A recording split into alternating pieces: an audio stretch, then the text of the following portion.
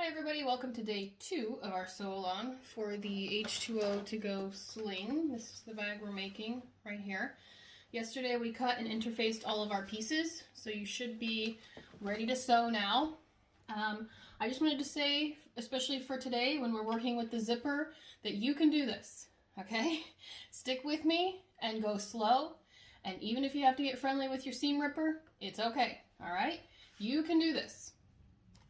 So today our task, if you look at your instructions sheet that came with your pattern, we're going to be doing steps 1 through 9, and that is creating the front zipper pocket. Okay.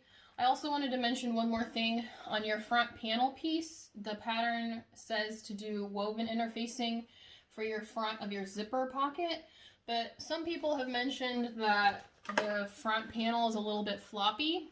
So what I've been doing is interfacing this front panel with Decoville and the back panel with the woven fuse or your SF101, your woven interfacing.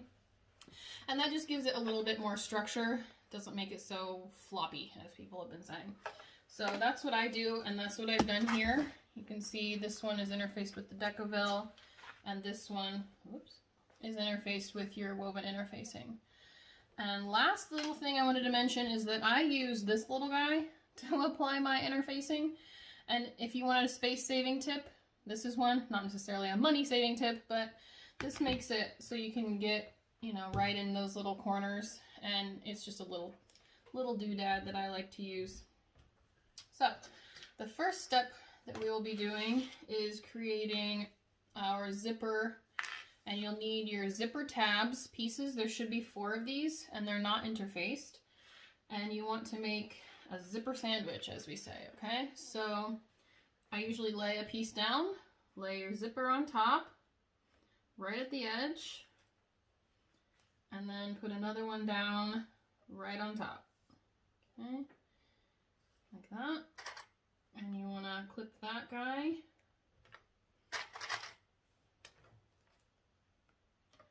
And then you just do the same thing at the other end. You lay one down right side up, lay your zipper on top, and then this on top here. Okay. You do not need to have an industrial machine. Okay, a domestic will do this. So rest assured that if you just have a regular domestic machine, it's okay. All right, when you're sewing this, you do this at a 3/8 inch seam allowance, and you want to be really precise about this because this zipper needs to be 19 3/4 inches long when you get these on. So I'm going to sew these on and then we'll measure it. Okay, so you want to put this in here, and if you need to use your measuring gauge or anything to make sure you get 3/8 inch seam allowance, go ahead and do that. You want to get it right at 3/8 inch.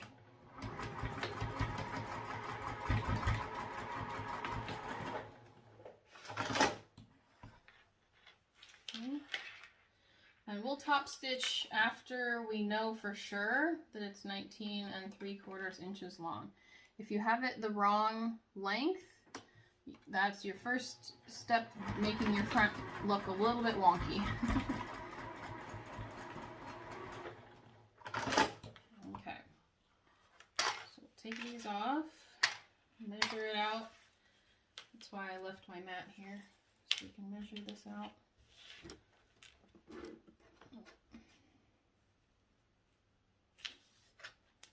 And 19 and right at 3/4. Okay, so I'll go ahead and top stitch. You want to top stitch 1/8 of an inch.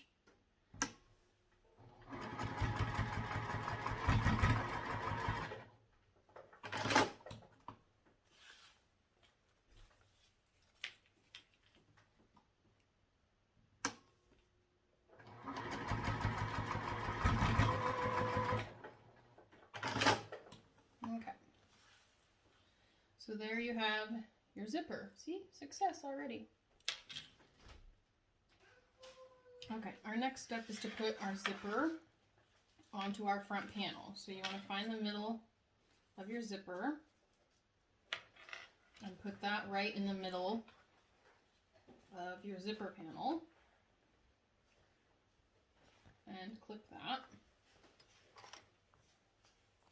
I've also moved my zipper all the way to the left, and you put that on the left side of your panel. Okay, so clip in the middle, and then you clip each side, and then we'll ease in the rest.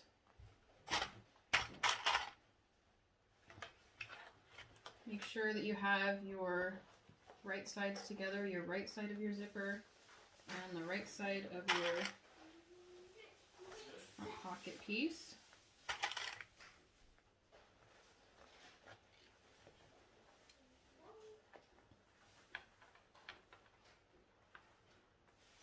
And you can make little cuts in your zipper. I forgot to do it, so I'll do it real quick.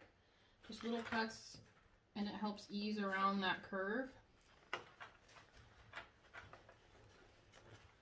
You don't want them very deep, just 1/8 of an inch or so, and that helps get it eased in.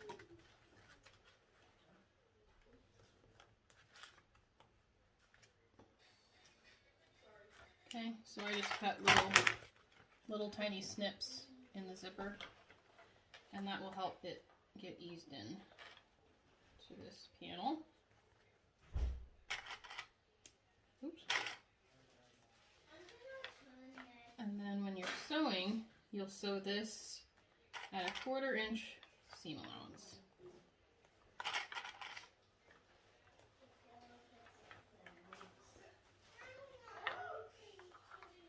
You'll want to be careful if you have a dangling zipper pull not to catch that on your machine.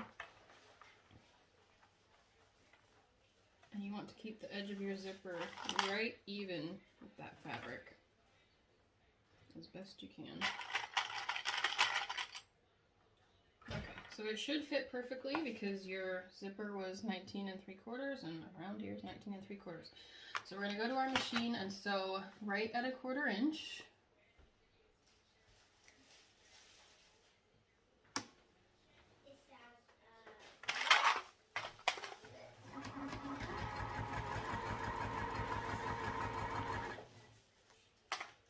So I like to move this zipper out of the way first, move it up, and then I'll move it back down past.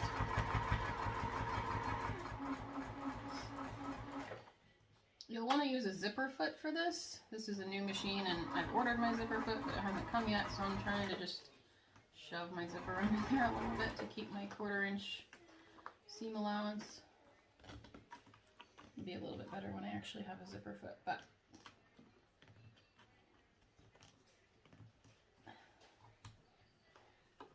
then push your zipper back down to the bottom. Okay, and you want to work your way around that curve. Go slow. You can hand crank if that makes it better, but make sure that that zipper stays right at the edge of that fabric. You want to work slowly around and shove that zipper out of the way. It kind of fights you a little bit.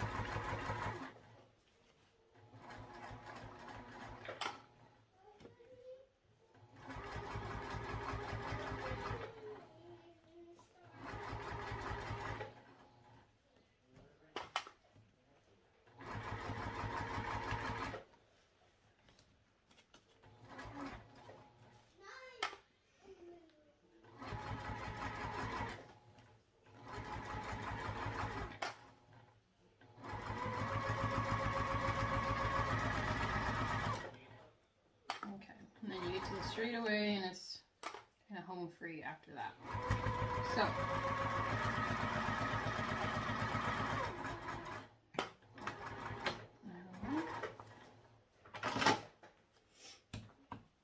all right, so you have that part.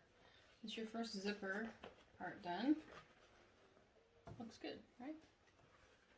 Now the next thing we want to do is work on the inside zipper pocket. That's the slip pocket piece. Okay, so the slip pocket, I'm going to fold in half and then top stitch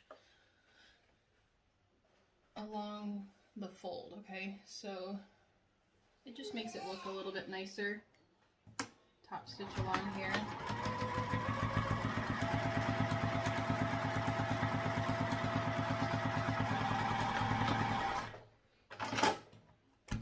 Okay, so it looks nice with the lines. You can put a couple lines if you want.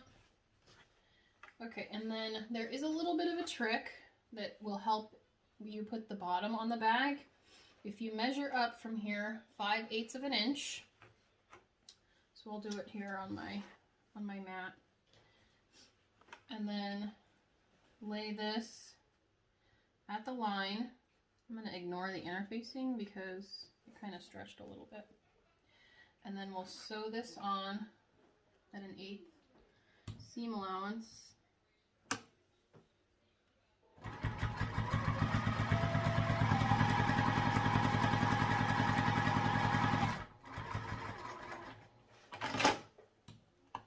You fold this up.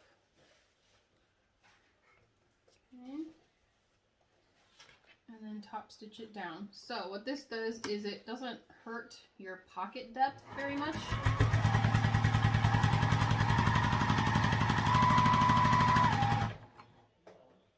But it keeps a lot of that bulk out of the bottom for where you're going to be putting the bottom on. And the bottom is already challenging enough that we don't want to make it any more challenging. And then I like to kind of baste these on the sides, just so things don't move around. Just with a really shallow 1/8 of an inch seam allowance there. Okay.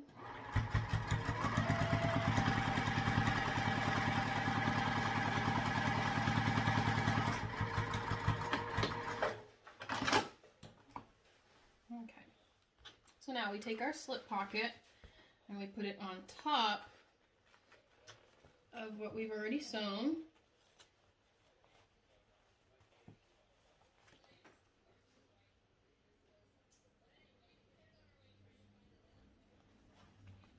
Okay. And we want to pin that in place, or clip rather.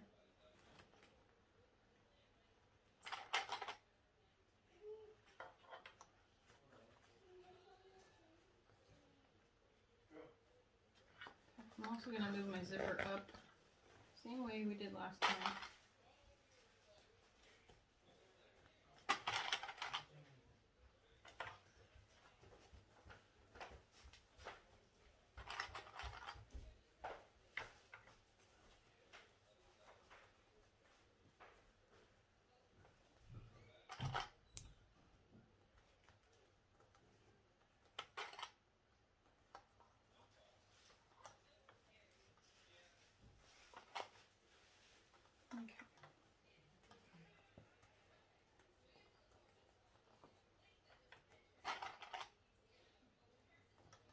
Alright, and we want to again do this at a 1/4 inch seam allowance. So you can just follow this line.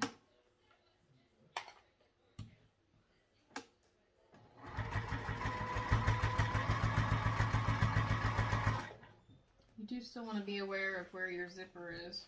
I think I've left it up here.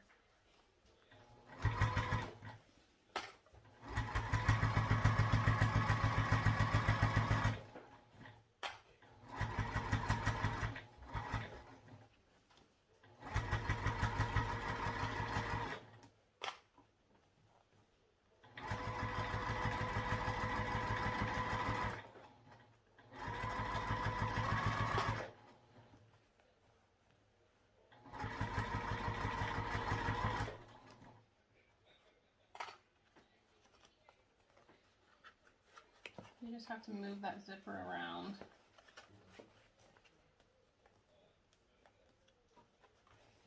Okay, make sure you squash your zipper out of the way. It bites you a little less on this part, but it can still get caught.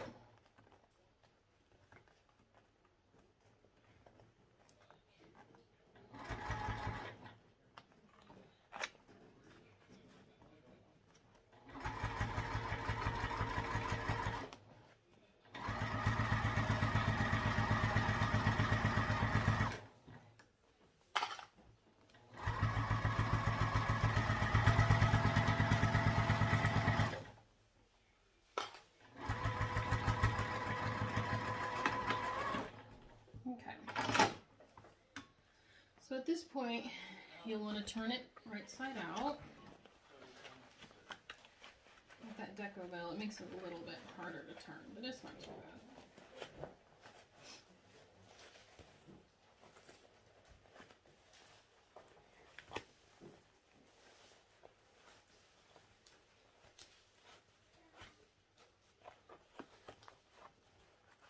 And you can see your handiwork on the slip pocket and where we left that at the bottom. Okay, and your front. Okay, last step for today is just to top stitch around here, but first check and make sure everything looks good. I'll trim that later. Make sure it's all square how you want it, and then we'll top stitch around, kind of pull it out a little bit. Okay. We top stitch at 1/8 of an inch. Usually you make your stitch length a little bit longer, but it's up to you how you do it.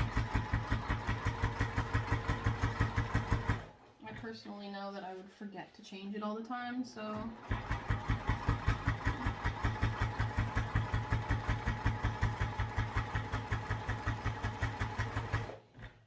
the straightness of your top stitching is really what will make the bag look nice. So it's really important to go slow on this part and pick a place on your foot to line it up with, because top stitching is really what will make your bag look professional.